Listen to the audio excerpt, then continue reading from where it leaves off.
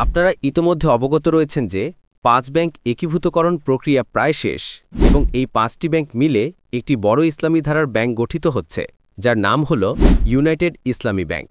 এই ব্যাংকটি সম্পূর্ণ সরকারি মালিকানায় পরিচালিত হবে।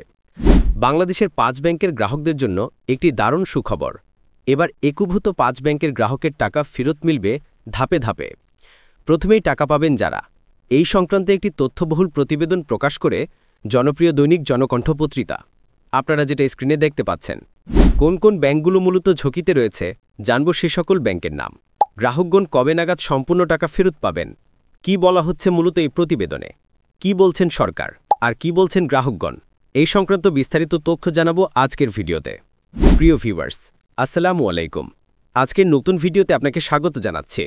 আপনি যদি আমার চ্যানেলে নতুন হয়ে থাকেন তাহলে এরকম নতুন নতুন ভিডিওর আপডেট পেতে চ্যানেলটি সাবস্ক্রাইব করে রাখুন।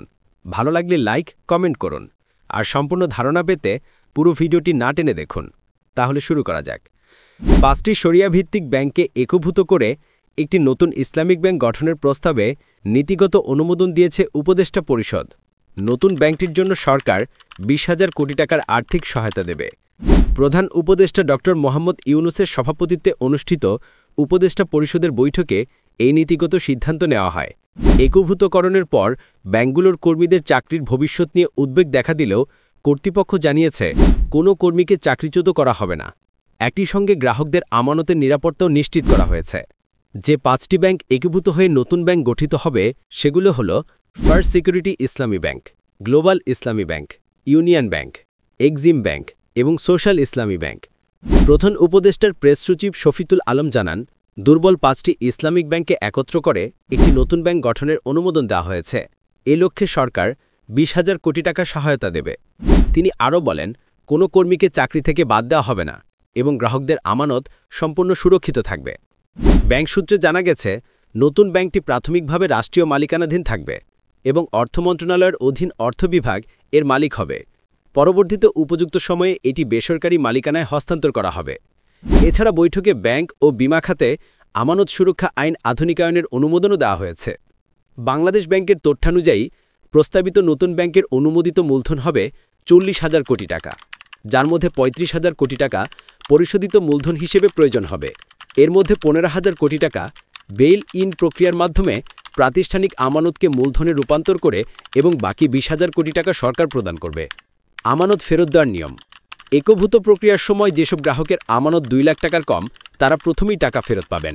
ব্যাংকগুলোতে প্রশাসক নিয়োগ ও সরকারি তহবিল পৌঁছানোর পর থেকেই ফেরত প্রক্রিয়া শুরু হবে।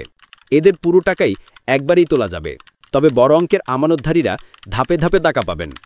৫ ব্যাংকের বর্তমান আর্থিক চিত্র।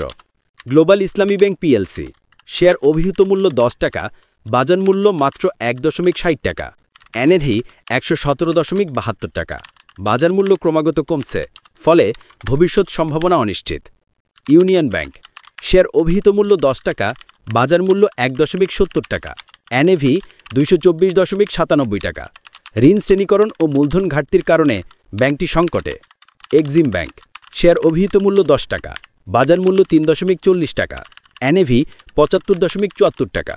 মন্দ ঋণ ও মূলধন ঘাটতি বিপজ্জনক পর্যায়ে, ঋণ পরিশোধ ক্ষমতা হারিয়েছে।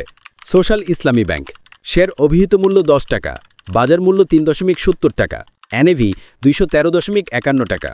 আশা করি বিষয়টি বুঝতে পেরেছেন। আর আজকের ভিডিওটি এ পর্যন্তই। আশা করি ভিডিওটি আপনাদের ভালো লেগেছে।